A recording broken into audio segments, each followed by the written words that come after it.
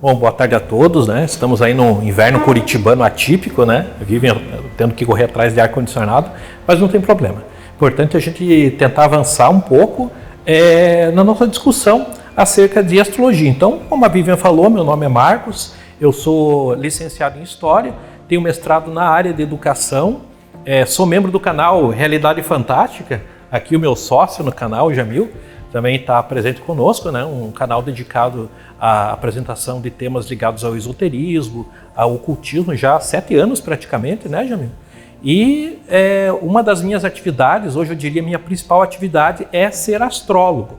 E eu queria compartilhar com vocês um pouco como foi essa minha jornada pela astrologia e tentar endereçar, né, seguir diante dessa pergunta. Afinal, a astrologia funciona ou é meramente uma superstição, um viés de confirmação? O que é astrologia? Então vou apresentar para vocês um pouco também da história da astrologia. Bom, primeiro, deixa eu ver aqui. Esse sujeito aqui, Carl Sagan, foi um cientista, um divulgador da ciência, um educador científico principalmente, muito importante nos anos 70, 80, 90 e que teve um impacto muito grande na minha formação.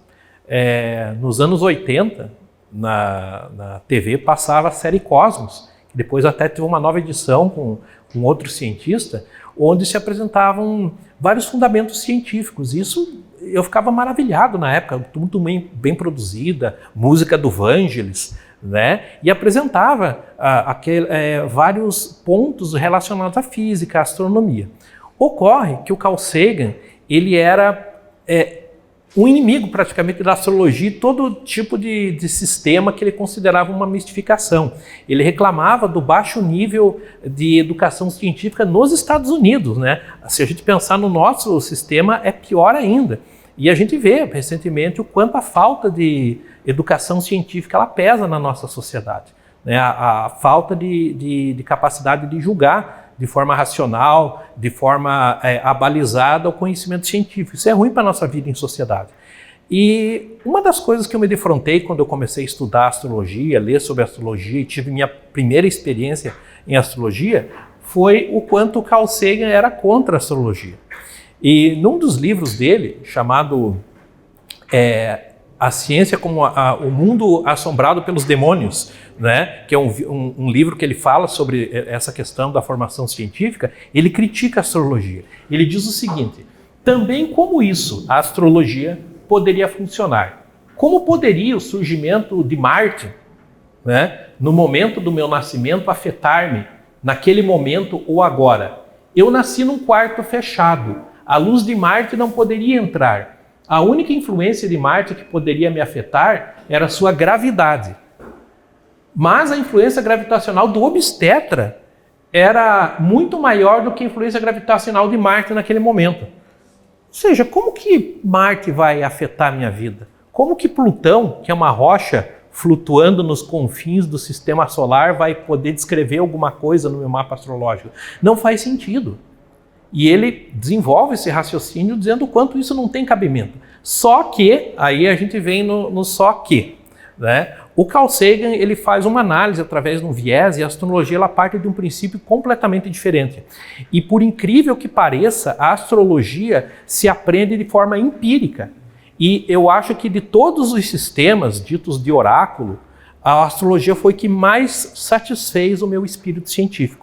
Quando eu comecei a investigar astrologia, você aprende, obviamente, a astrologia a partir dos livros, mas você tem como validar os princípios da astrologia. Ou seja, se eu digo para você que uma pessoa que tem lua em Áries se comporta de determinada maneira, em 90% dos casos, as pessoas que têm lua em Áries vão se comportar dessa maneira. Uma pessoa que tem lua em Áries é uma pessoa emocionalmente calma, tranquila? Não, ela é brava. Ela está com fome, ela está com raiva, ela está cansada, ela está com raiva. Ela está atrasada, ela está com raiva, né? Isso é uma pessoa com lua em Áries. Aí uma pessoa com lua em Touro, conforto, segurança, aconchego, um pouco de preguiça, né? Isso é uma pessoa com lua em Touro. E se você for aferir isso, você como astrólogo ou como estudante de astrologia, você tem como aferir esse tipo de coisa. Então isso é bem interessante.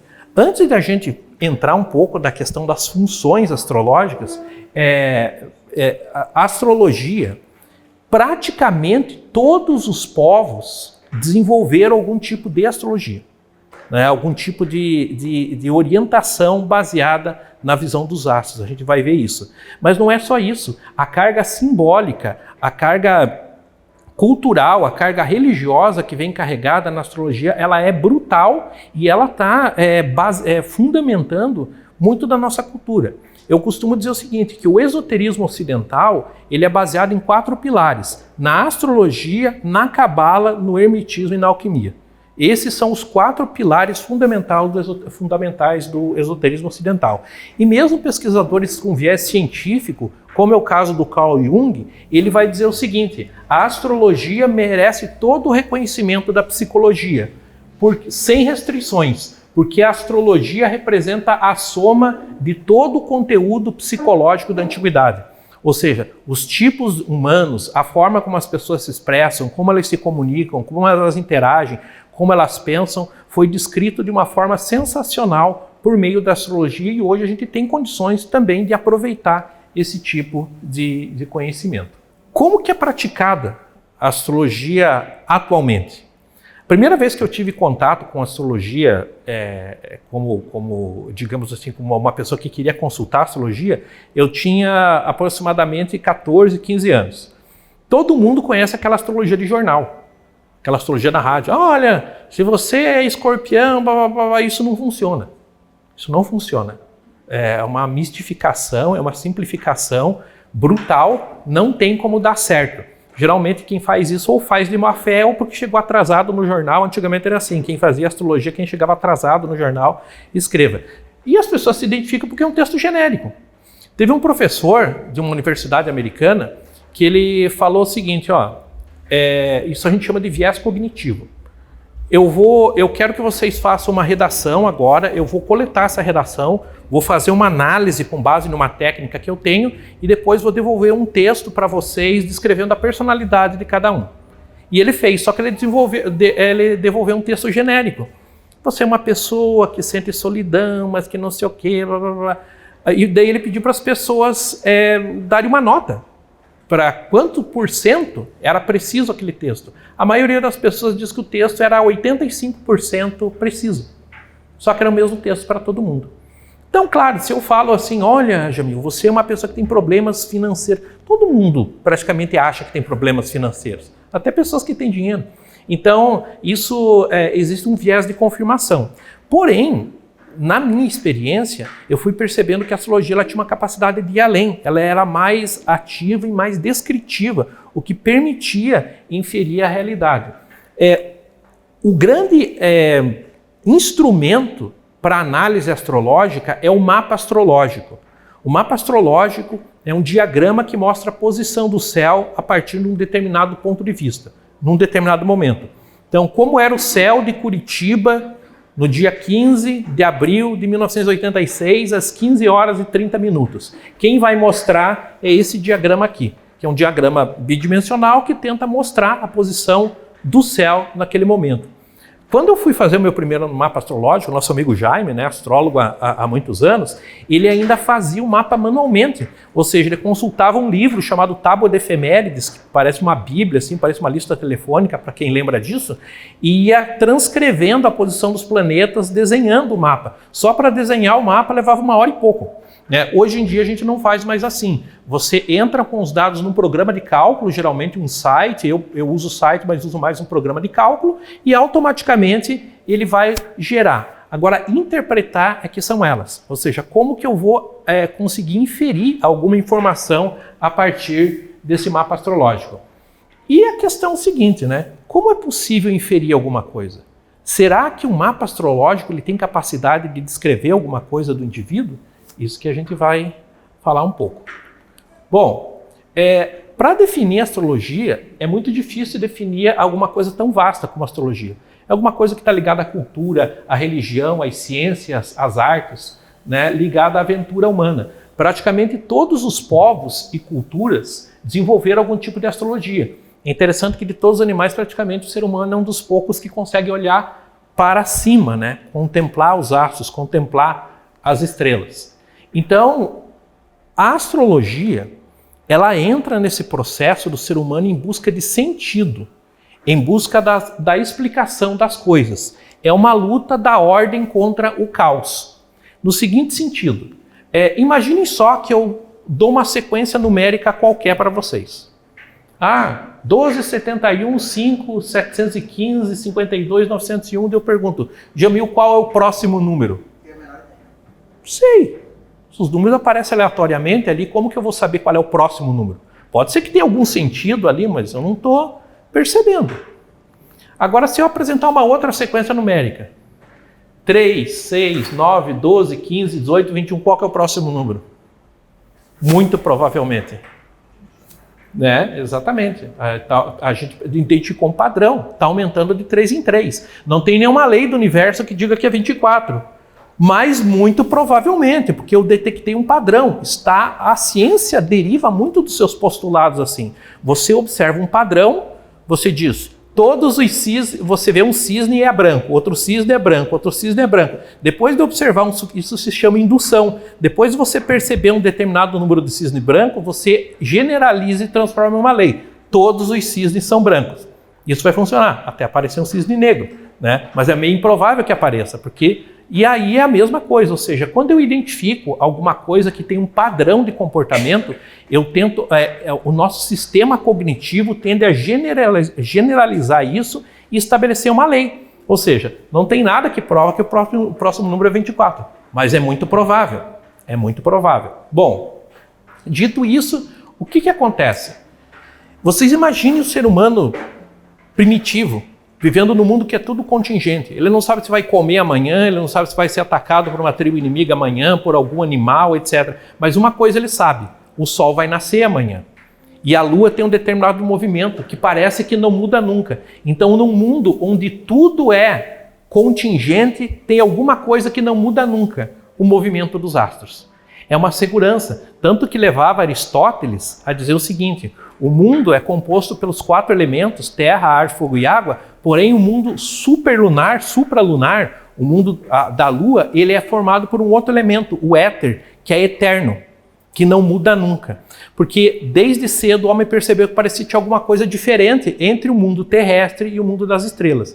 E não é só isso, quando eu começo a perceber esse movimento, eu consigo prever o movimento das estrelas. Imagine que coisa fantástica, ter essa capacidade de previsão. É o que a ciência faz também.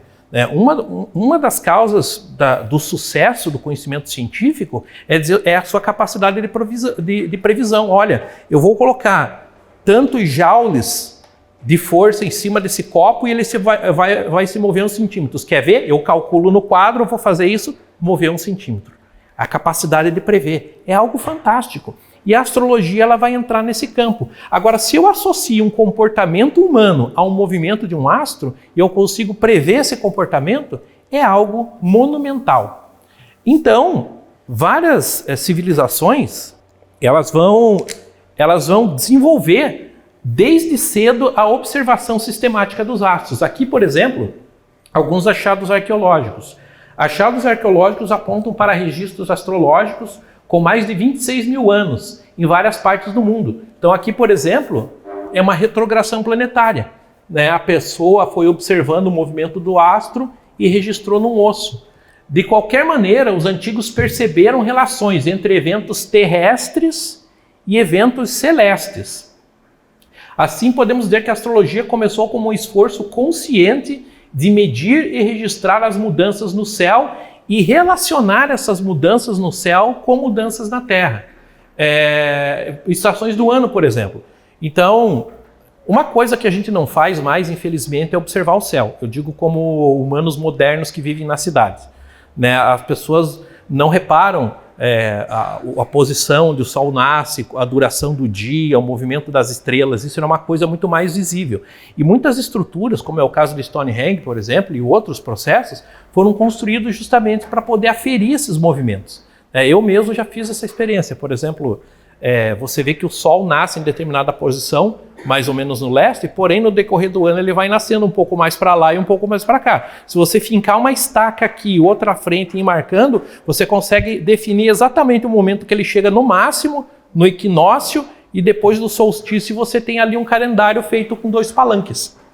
você consegue acertar o teu calendário anual usando uma coisa tão simples como 2 troncos ou 2 pedras, ou de repente várias pedras, para poder ir vendo aonde nascem as estrelas, onde elas se põem e assim colocar o calendário. Então muita gente não entende, né? Como professor de história às vezes fala, nossa, isso é um calendário. Mas veja bem, não é um calendário de leitura normal, é um calendário para você ir observando o ponto no horizonte onde o Sol, as estrelas, a Lua vai nascendo. E aí ele vai corrigindo e você sabe quando está entrando na primavera, quando está entrando no inverno.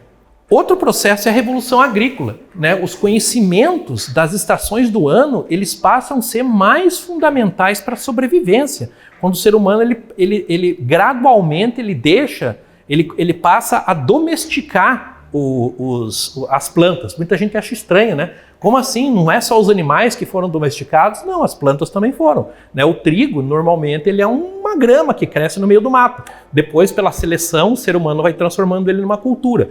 E esse conhecimento astronômico e astrológico, ele é fundamental. Sem isso não há agricultura, sem isso não há criação de gado, sem isso não há uma série de coisas, e sem isso não é possível a civilização. Agora, do ponto de vista místico, do ponto de vista esotérico, é que são as coisas, né? Eu sempre fiquei pensando, poxa, teve um momento que eu desisti de ter uma explicação.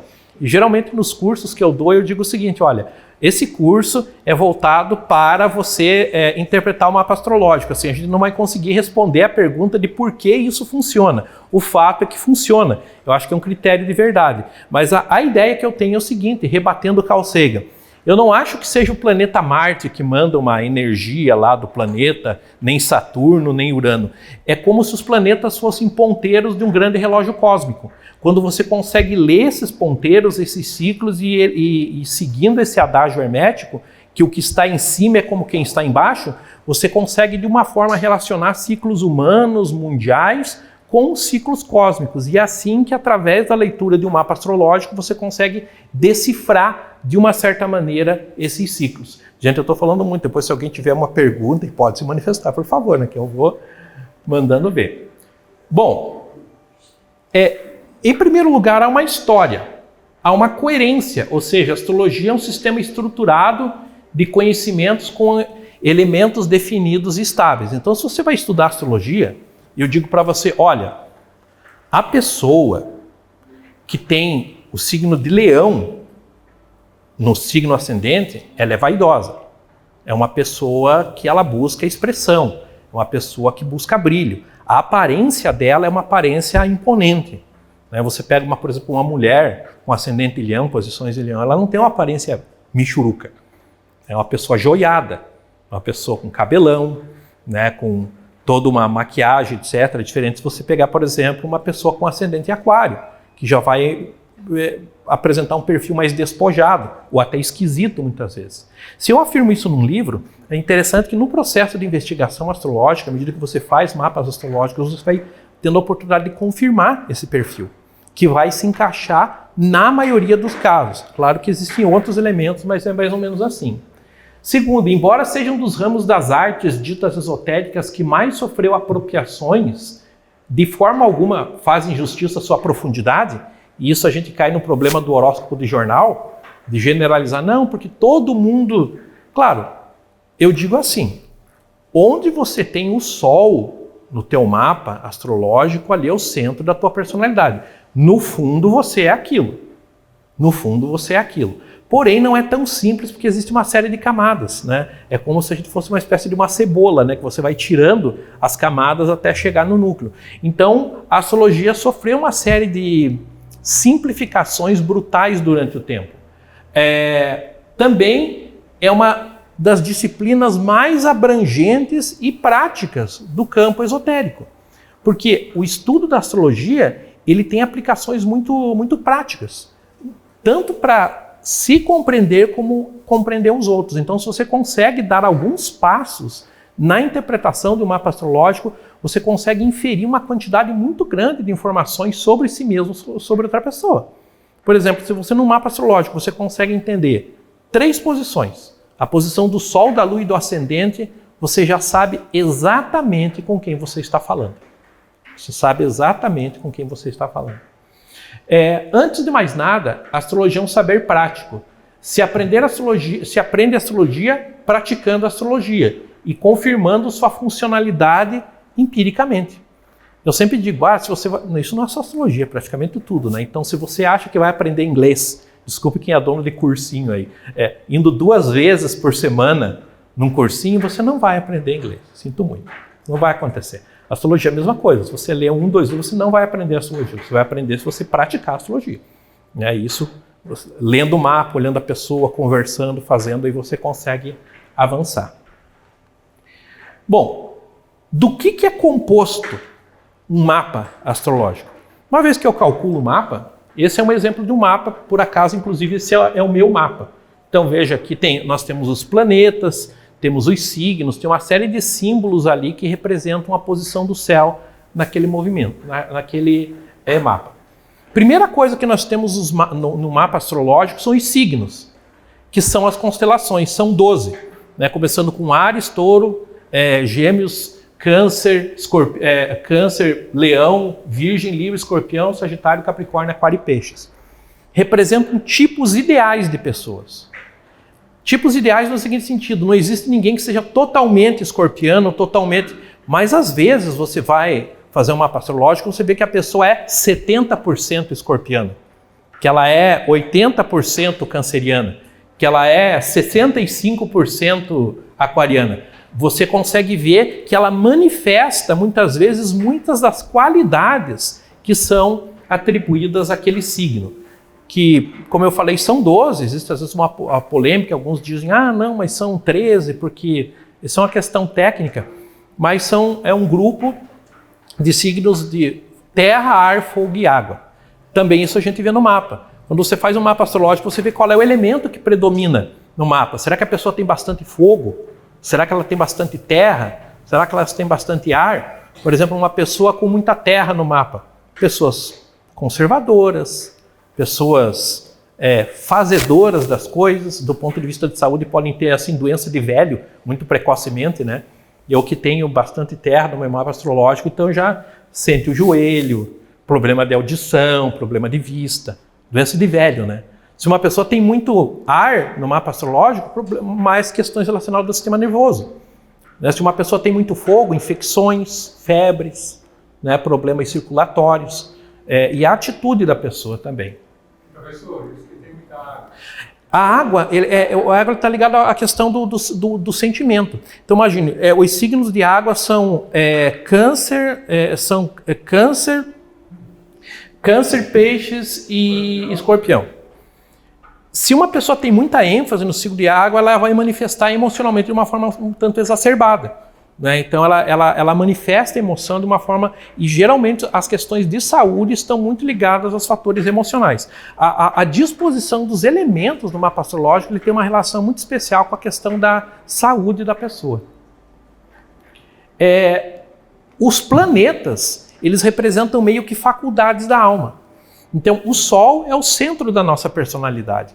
Onde o Sol está no nosso mapa astrológico, ele mostra onde que você quer estar. Então, por exemplo, uma pessoa tem Sol em Escorpião.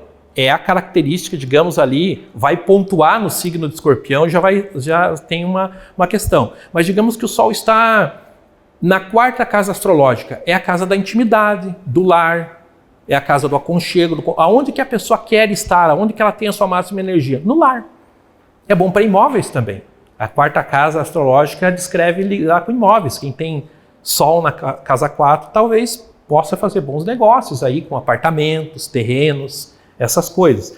Eu tenho Sol na 7ª casa astrológica, a alteridade. A 7ª casa é a casa do outro. São pessoas que não têm vocação para a solidão. Elas vão procurar insistentemente, para o bem ou para o mal, ligações com outra pessoa. Geralmente a 2. Né, porque a 7ª casa astrológica descreve a nossa relação com o outro.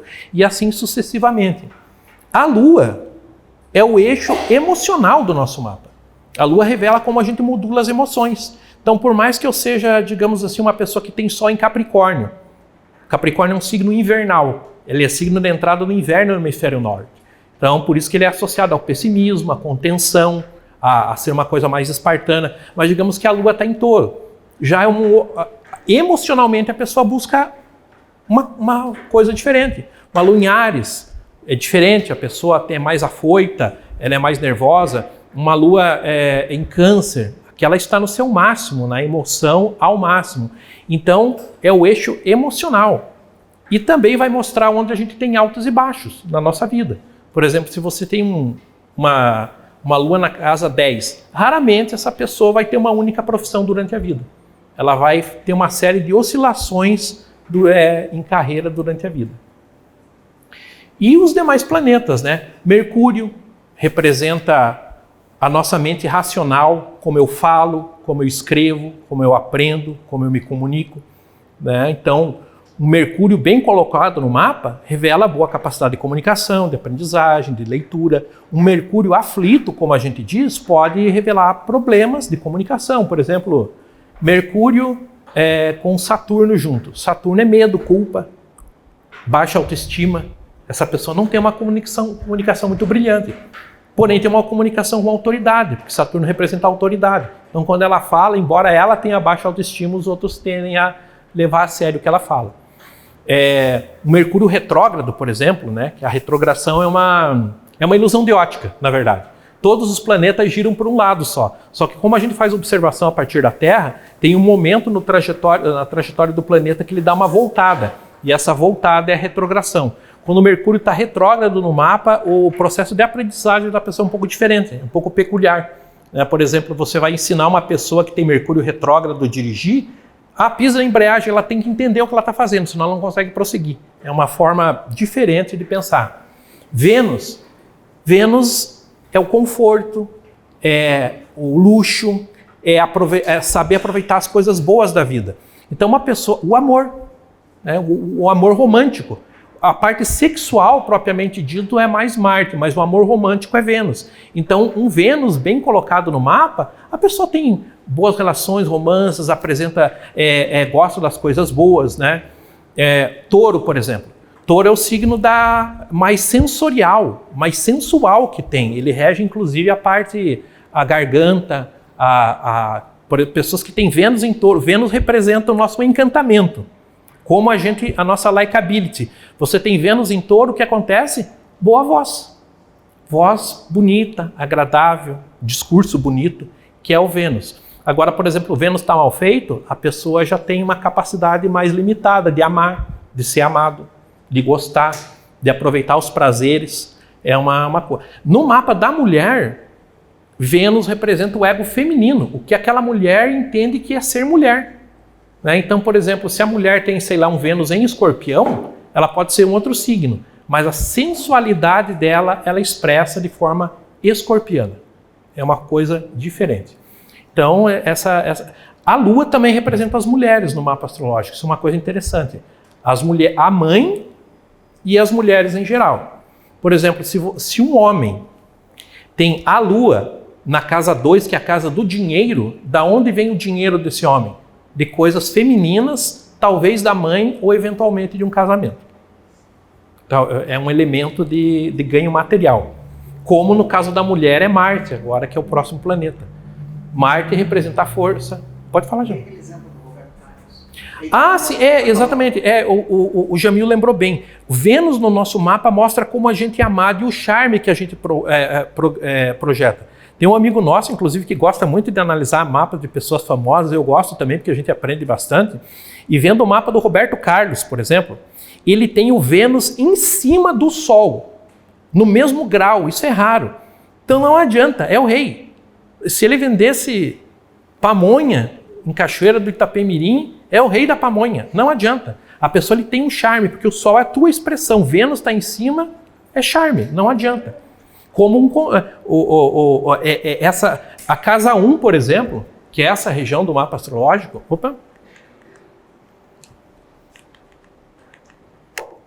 é o ascendente, né? Se você tem Vênus perto do ascendente, a pessoa é bela, ela é agradável, porque o ascendente é o corpo da pessoa. Vênus próximo do ascendente, a presença dela é bela, pode ser que seja um canalha, mas você fica hipnotizado com aquela pessoa. Você quer conversar com aquela pessoa, você quer estar com aquela pessoa. Porque ela tem... Então, isso é uma situação. Então, os planetas... Marte Marte é a força, a coragem, a vitalidade. Então, e é o ego masculino. Por exemplo, um homem que tenha Marte em Áries, qual que é o ideal de masculinidade dele? Ser macho alfa. É expressar aquelas qualidades de violência, de virilidade. Agora, um homem que tem Marte em Libra é ser cavaleiro. Isso é coisa de homem. Ou, por exemplo, um homem com Marte em Capricórnio, na cabeça dele, ser homem é o quê? Ser provedor. Isso é um papel de homem. Eu tenho que prover. Se um homem tem Marte em Câncer, ele expressa a sua masculinidade de uma forma cuidadora também. Então, no mapa em geral, mostra como a gente canaliza a nossa energia. Um Marte bem colocado no mapa mostra que a pessoa consegue canalizar os seus esforços, sua energia física de uma forma harmônica. Quando o Marte está desarmônico, isso não é tão fácil. Então, por exemplo, um Marte retrógrado, ele também faz com que a ação da pessoa seja indireta. Também a gente vai ver no mapa. Júpiter, ele representa a figura do tio, do padrinho. E o tio e o padrinho não aparecem para te dar bronca, ele aparece para te levar a passear no shopping. Então, onde você tem Júpiter no mapa, ali você tem sorte, ali você tem uma facilidade, ali você tem uma expansão, ali as coisas crescem, fertilizam, aumentam de uma forma harmônica. Se esse Júpiter ele está mal colocado, que são aqueles ângulos que a gente vê no mapa, ele representa excessos. Então, uma pessoa com o Júpiter perto do ascendente, obesidade mórbida, porque o ascendente é o corpo, Júpiter é crescimento, cresce o quê? O corpo, de forma desordenada. Ou um Júpiter, sei lá, na casa 3, que é a casa da mente concreta, uma excelente memória, são aquelas pessoas que podem estudar para concurso público, jogar xadrez, etc. Se tiver mal colocado, talvez sejam excessos, estafa mental, etc. Saturno é o planeta mais lento que é visível no céu. Se a gente for no céu, a gente consegue ver quais são os astros móveis. Sol, Lua, Mercúrio, Vênus, Marte, Júpiter e Saturno. E Saturno é o último, né? É o mais lento. Então ele é associado ao velho. Saturno são coisas lentas, que demoram. Saturno é um senhor assim, muito idoso, ranziza. Então imagine só, se ele está numa casa, digamos assim, a casa 8. A casa 8 representa o ato sexual em si. Saturno na casa 8 não fica bem, porque é medo, culpa, pudor. De repente essa pessoa pode ter, ainda mais se estiver mal colocado, ali problemas com relação a essa questão da vida. Né? Então, onde Saturno está no mapa, ali as coisas demoram a acontecer. Ali a gente aprende, ele é o contrário de Júpiter. Enquanto Júpiter é o padrinho que te dá as coisas, Saturno é aquele pai autoridade, que diz, eu não sou seu amigo, eu sou seu pai. E você vai aprender pelo jeito mais difícil. Então, as lições difíceis, a insegurança, o medo, a culpa. Por exemplo, uma pessoa que tem Saturno perto da linha do ascendente, ela é séria. A pessoa não sorri assim, aleatoriamente. Porque pode ser que ela não seja, veja, porque uma coisa interessante, o ascendente, ele é a forma como a gente expressa a nossa, ele está muito mais ligado ao nosso comportamento aparente do que a nossa essência. Uma pessoa que tenha talvez o Saturno perto do ascendente, ela tem um comportamento severo, pode ser que ela não seja assim, no fundo, mas é o que parece. Aí nós temos os planetas que foram descobertos depois e que a gente não consegue ver no céu só com equipamentos, que é Urano, Netuno e Plutão. Urano representa as coisas, o diferente, ele foi descoberto durante a Revolução Francesa. Então é a ruptura, o diferente, aquilo que é inovador. Onde a gente tem Urano no mapa, ali você é diferente dos demais. Ali você faz uma coisa que não é muito comum. Ali está a capacidade de inovar. E também estão as rupturas. Né? Por exemplo, essa casa astrológica aqui, a casa 4, representa o nosso lar, a nossa casa, fisicamente falando, e a nossa origem familiar. Uma pessoa que tem Urano na casa 4 tem alguma coisa diferente com a casa dela. Ou ela foi adotada, ou a casa tem alguma coisa diferente no arranjo familiar, que não é igual aos outros. Ou, se tudo isso não tiver, possivelmente é alguém que vai romper com o lar muito cedo. Sabe aquele jovem, deu 18 anos, vou embora. Estados Unidos, tchau. Né? Manda um converso aí, mas vai embora. Né? Então ali nesse Urano ele representa esses processos do nosso mapa. Como ele é o divino descontente, ele mostra, por exemplo, tem lugares que não fica bom no mapa. Essa 10ª casa astrológica, que é o meio do céu, mostra a relação nossa com o que está acima da gente, com as autoridades. Ter Urano ali, a pessoa é meio insubordinada. É melhor trabalhar sozinha, porque ela não aceita muito bem trabalhar, receber ordens, etc. É diferente de Saturno. Quem tem Saturno ali quer receber ordens. A pessoa trabalha numa hierarquia. Ela precisa disso para funcionar. Então, assim a gente vai modulando. Netuno, por sua vez, representa a fantasia, representa o romance, representa o ideal, representa... só que Netuno, quando ele está mal colocado, ele também é como se fosse você enxergando alguma coisa por uma janela embaçada. Então você não tem muita clareza. Uma vez eu fiz um mapa de uma cliente que ela trabalhava numa multinacional e ela... eu estou pedindo... vou me desligar porque eu não aguento mais esse trabalho.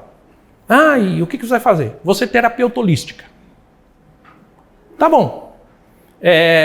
Daí você vai olhar no mapa, naquele momento ela está com Urano passando em cima do Sol dela. É um momento de confusão. É um momento de coisas fantasias. Daí o que você fala, olha, eu não posso dizer o que fazer. Mas se eu fosse você, esperava 6 meses. Porque Urano vai sair dali, talvez esse processo ele vai se desfazer um pouco. A pessoa vai ver claramente. Então, embora Urano represente as coisas espirituais, represente os ideais, ele pode também representar fantasias destrutivas.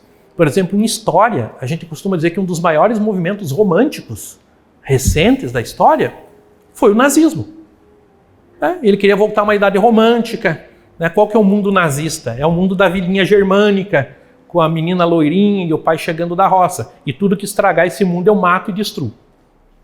Então, também essas fantasias, ou podem ser positivas. E todos os planetas são assim, eles podem se manifestar de forma positiva ou de forma destrutiva no mapa. E finalmente Plutão representa a profundidade, a transformação, rege as coisas escondidas, as coisas ocultas, os desejos ocultos. Você faz, por exemplo, um mapa de uma pessoa que tem Plutão, aqui nessa região do mapa, que é a manifestação física, você nunca sabe quem é essa pessoa. Para a astrologia, Plutão não mudou. Não mudou, porque é só uma questão de nomenclatura, né? É bem dito, porque, assim, Plutão, do ponto de vista astronômico, ele pode ser só uma pedra, né, flutuando lá nos confins do sistema solar. Mas ele é regente de Escorpião, é uma bomba no nosso mapa, onde a gente tem Plutão de mapa, no nosso mapa. Existe uma astrologia, inclusive, que é a astrologia tradicional, que é praticada também, inclusive no Brasil, que não reconhece esses planetas. O pessoal trabalha só até Saturno, porque eles acham que é só o que dá para ver no céu, é aquilo. Na minha prática, eu já acho que não, que esses outros planetas eles ajudam a descrever. E finalmente não, né? Tem mais um elemento, mas dizendo as casas astrológicas, elas são as áreas da nossa experiência representada no mapa. Então, por exemplo, a primeira casa é o corpo, a nossa apresentação, o nosso comportamento, a nossa aparência. Né? Então, o que cai ali é muito visível. A segunda casa astrológica, dinheiro, recursos, inclusive como pessoa. O que eu tenho de recurso meu? Fala bem, fala mal, aprende. Isso é casa 2. Casa 3 descrevem os irmãos, descrevem as pequenas viagens, descrevem a nossa mente concreta. Casa 4 descreve a residência, o lar, a ancestralidade, a nossa relação com o passado, principalmente o passado familiar. A casa fisicamente falando. Por exemplo, você pega uma pessoa que tem Júpiter na casa 4, ela tem tendência em morar em locais amplos. Você vai na casa dessa pessoa, ela não mora num apartamento de 36 metros quadrados. Mora em casa grande. Casa 5, romance, filhos, né? Filhos é o principal exemplo dessa casa 5. Quem são os filhos? Qual é a nossa relação com os filhos e como eu exerço a minha relação com os filhos? Eu, por exemplo, eu tenho Saturno na casa 5. Então, quando eu fiz meu primeiro mapa astrológico, a pessoa que fez meu mapa disse: Marcos, talvez seria interessante você fazer um exame de fertilidade, porque na literatura é dito que Saturno, quem tem Saturno na casa 5 pode não ter filhos. E o meu Saturno é tenso na casa 5. Na época eu nem pensei muito nisso, né? Eu tinha 15 anos, 14 anos. Só que com o passar do tempo, depois que eu casei, de fato, começou a demorar, a gente fez exame, etc. E não se descobriu exatamente, a gente entrou na fila de adoção. Aí eu adotei, aí a minha esposa ficou grávida. E esse processo demorou. E Saturno representa também o esforço. Então veja, a ação com relação aos filhos é o esforço. Então, por exemplo, no mapa de uma mulher, ou de um homem mesmo, alguém que tenha Saturno, por exemplo, ou Marte, que é esforço na casa 5, a paternidade e a maternidade é exercida com muita energia, ou seja, a pessoa não acha que ela vai continuar no mesmo emprego, com a mesma rotina depois de ser pai ou ser mãe. Vai exigir, vai dar trabalho. Filho dá trabalho. No caso, filho dá trabalho. Agora não, a pessoa tem Vênus na casa 5. Quem são os filhos? É tudo de lindo e maravilhoso. Os filhos servem para ficarem ricos e te pagarem um cruzeiro, né? Para quando você ficar velho, né? Eles vão te colocar lá num cruzeiro. Entende? É essa relação com filhos. Tem uma cliente minha que ela é bem jovem, ela tem 3 filhos já, o que não é comum, né? Já que as famílias estão tendo cada vez menos filhos. Mas é interessante o seguinte, que apesar disso, do número de filhos, ela não mudou a rotina dela, ela continua sendo a empresária que ela é, etc. Ou seja, é uma posição peculiar, um dia favorável, mas na casa 5. Casa 5 também são os romances, né? E nossa capacidade de aproveitar a vida.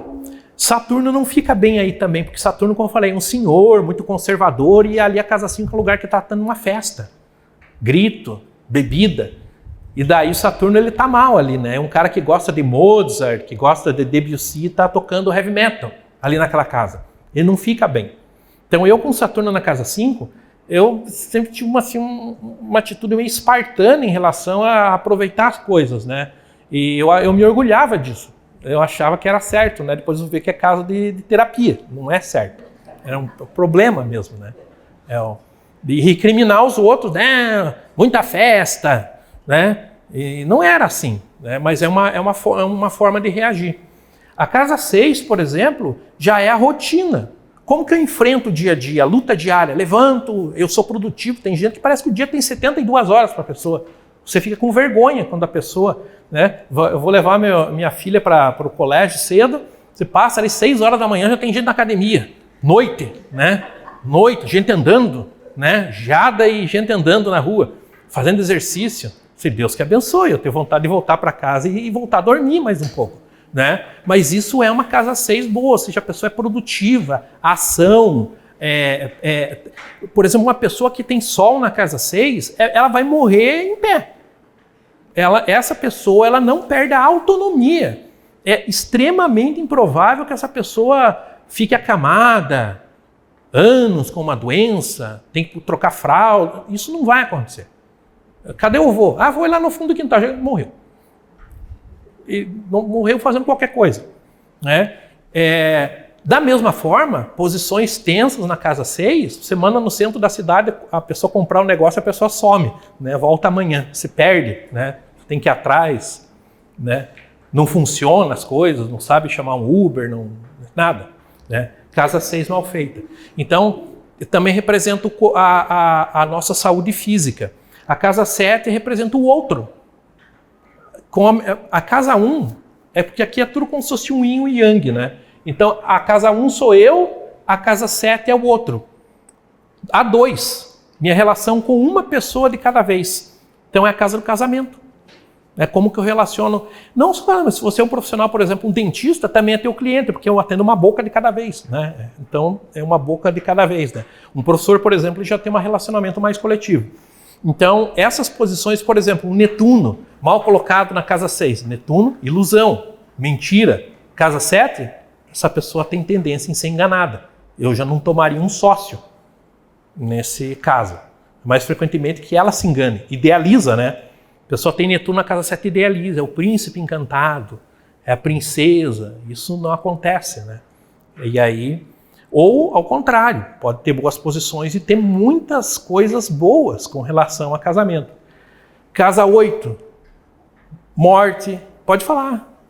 A questão de casamento, dá para fazer um mapa que possa ter um diagnóstico temporal, um ciclo? Pode. Geralmente, quando você vai falar em relacionamentos, existem algumas técnicas que você usa para ver a compatibilidade.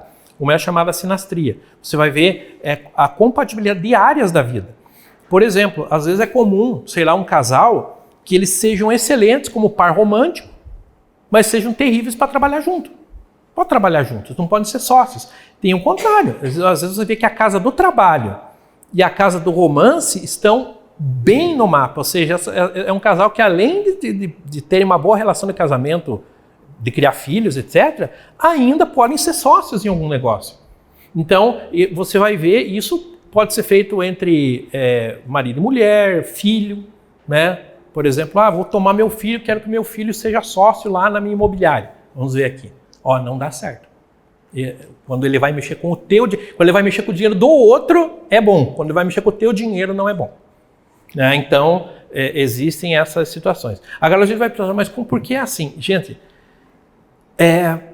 Paramahansa Yogananda, né, no livro dele, a autobiografia do yogi, quando ele vai, o mestre, né, um dos responsáveis para trazer uma certa forma de yoga para o Ocidente, ele conta que ele estava tendo uma conversa com o mestre dele sobre astrologia. E ele falou, eu não sei se eu acredito muito nisso, de astrologia. Aí o mestre dele diz, olha, no momento que o teu karma individual está em harmonia com aquele momento, se dá a encarnação. É por isso que você, inferindo o momento, você consegue descrever parte do karma da pessoa.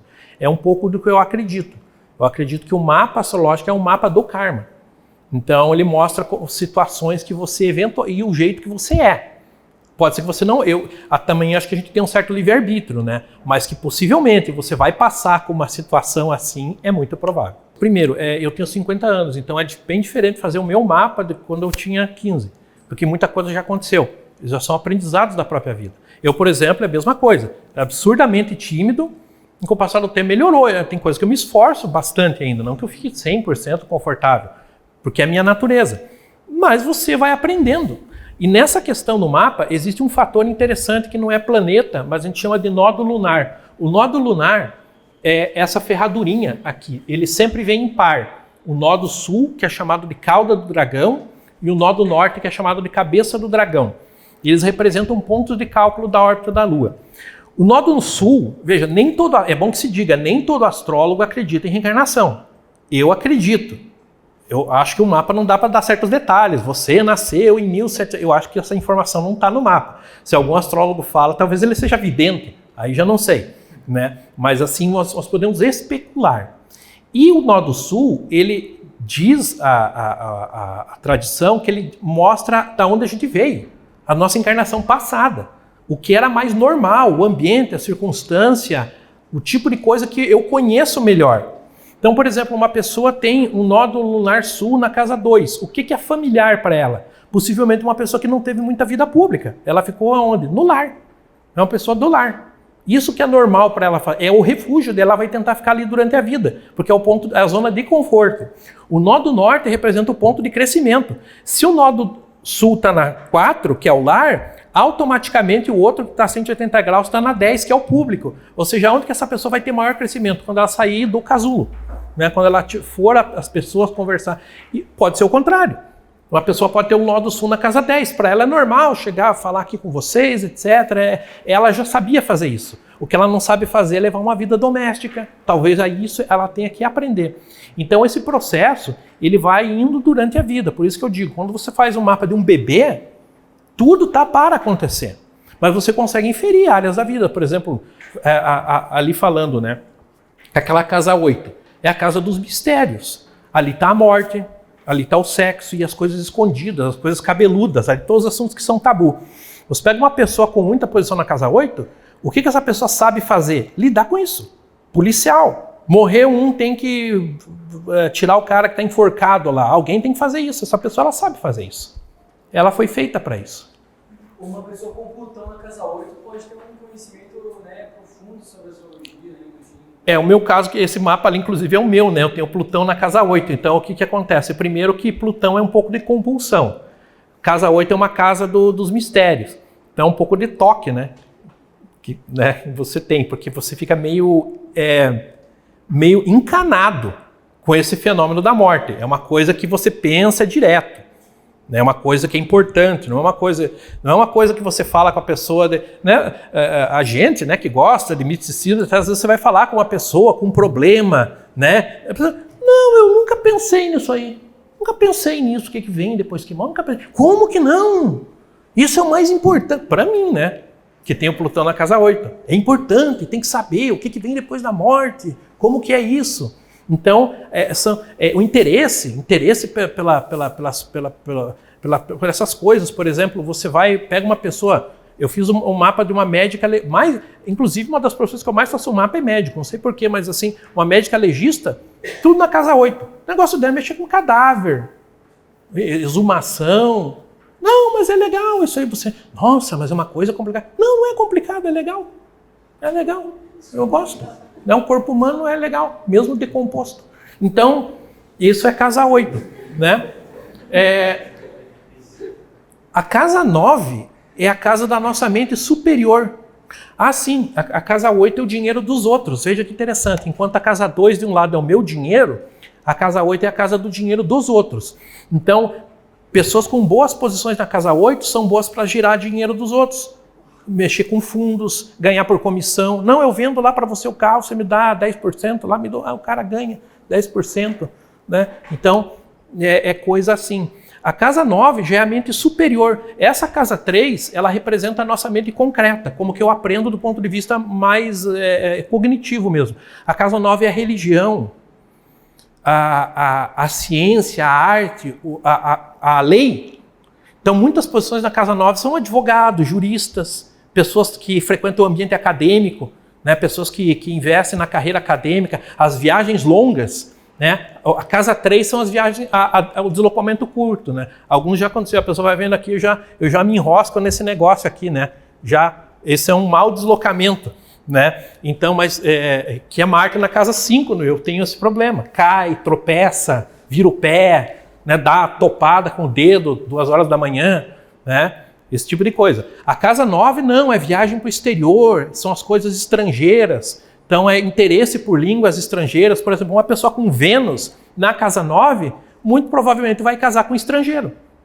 Ou que pareça um estrangeiro, de repente a pessoa é tão estranha que parece um estrangeiro, mas enfim. Né? A casa 10 é a carreira, a nossa reputação. O que falam da gente por aí é a casa 10. A casa 11 são os amigos, as associações, as organizações, o governo. Então, a pessoa, por exemplo, tem muitas posições na casa 11, são para aquelas pessoas que trabalham para o governo, multinacional, trabalha em lugar grande. Essa pessoa não trabalha em microempresa, ela trabalha em prefeitura, lugar grande. Então, você vai fazer, por exemplo, um mapa de pessoa que o adolescente lá, eu quero fazer concurso público, você olha lá, Sol na casa 11, pode fazer que você vai passar. A pessoa vai trabalhar. Geralmente, casa 11 é interessante, é a casa do filho dos outros. Então, pessoas com algumas posições, é por isso que indica muito educação infantil. Eu tenho um irmão que ele é diretor de uma escola de educação infantil. Ele tem várias posições na casa 11. Ele mesmo não tem filhos, mas ele ama aquelas crianças. É cuidar do filho dos outros, né, que é a casa 11. E, finalmente, a casa 12 é todos os fenômenos. Primeiro que é a saúde mental. A casa 6 é saúde física, a casa 12 é saúde mental. Então, posições tensas ali podem mostrar a tendência para depressão, ansiedade, toque, até esquizofrenia, na casa 11, a 12. Mas a casa 12 também são todos a relação com aqueles eventos que a gente não tem controle nenhum. Por exemplo, você vai fazer uma operação, anestesia geral, não tem nada que você vai fazer. Você não faz nada, agora é só por Deus. Né? Só para esperar que todo mundo vai fazer certo. Você não controla se tem gerador no hospital, se cair a luz. Não tem, você não sabe disso. Vai voar. Bem, ali é... Então é a casa 12. Por exemplo, quem tem boas posições na casa 12, a pessoa é beneficiada por eventos aleatórios. Capifou meu carro no meio do nada, agora sim eu estou lascado. Mas só que daí aparece um e vem te ajudar. Né? Né?